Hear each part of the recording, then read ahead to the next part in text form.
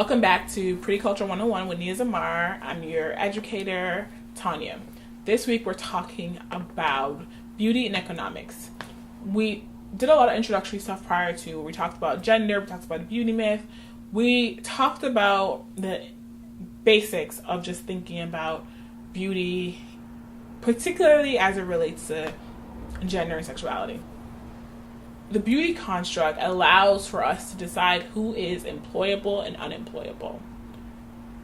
What qualities about a person is seen as desirable, normal, and what kind of work that person should or should not have.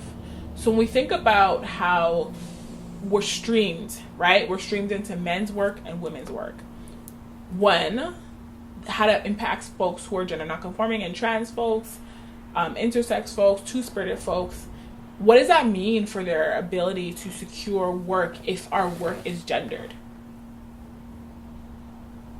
And part of how work is gendered is based on beauty, because it's this idea of markers, aesthetic markers on a person that tells you what their gender is and tells you where they should be working, which is directly linked to patriarchy and capitalism.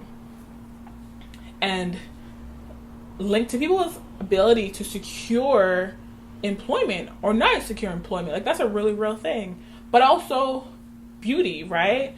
So it's become certain markers of who is beautiful enough to be our next cultural icon, who is beautiful enough to sell out arenas, who is beautiful enough to be seen on television or not seen on television. We talked a little bit about this around race and culture, around shadism and colorism, and that plays into it.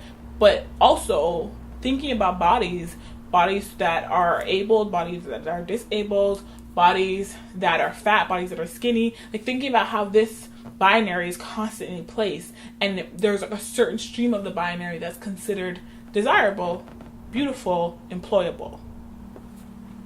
And a lot of what the work is in changing our understanding of beauty is expanding our understandings of beauty. And what I really try to be mindful of is not creating this idea of like, if you wear makeup and look like this, then you are seen as beautiful and you benefit, and if you don't, then you're not. Because it's just not that simple. It's just not. And it isn't so much about us. It isn't so much about us wearing makeup or how we wear our hair. Even though that factors into it, it does, because I actually worked somewhere once where they told me that I needed to wear makeup, that I had to wear makeup.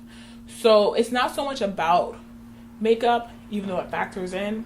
It's more so about these ideals and how these ideals impact our financial security and impacts the position that we get to play in any particular industry.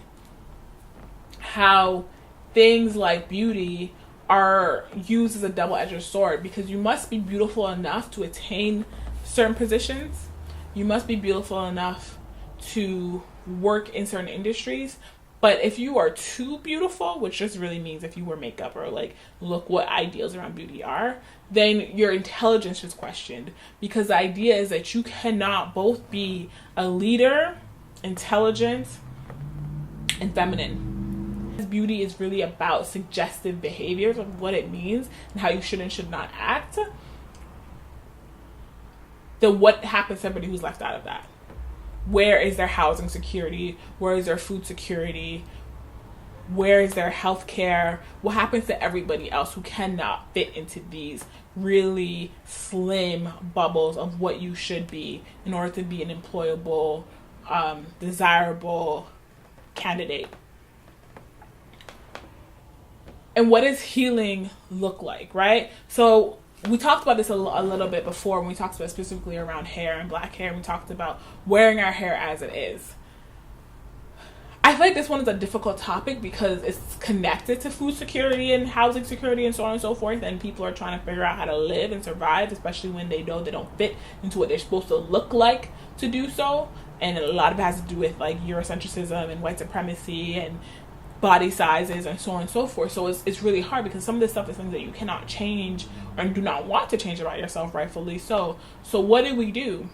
I think it's important that we push the bounds, that we tell our narrative and our stories via things like social media, that we create employment opportunities for ourselves, that when we do have the power to hire, that we are mindful in our hiring practices and what we do.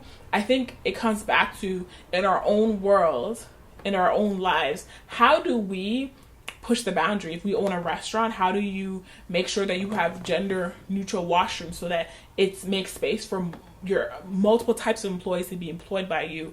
So that's just a really specific example, but my thing is, in your own way, in each of our own ways, we have power, and the lies that we do not. We definitely do. So how do we use the power that we do have to be as loving and as kind as possible? Please comment below. How do you navigate economics and employment opportunities in relation to understandings around beauty, and particularly maybe femininity, in the ways that like feminine work is treated? I'm curious, so comment down below. Love you. Peace.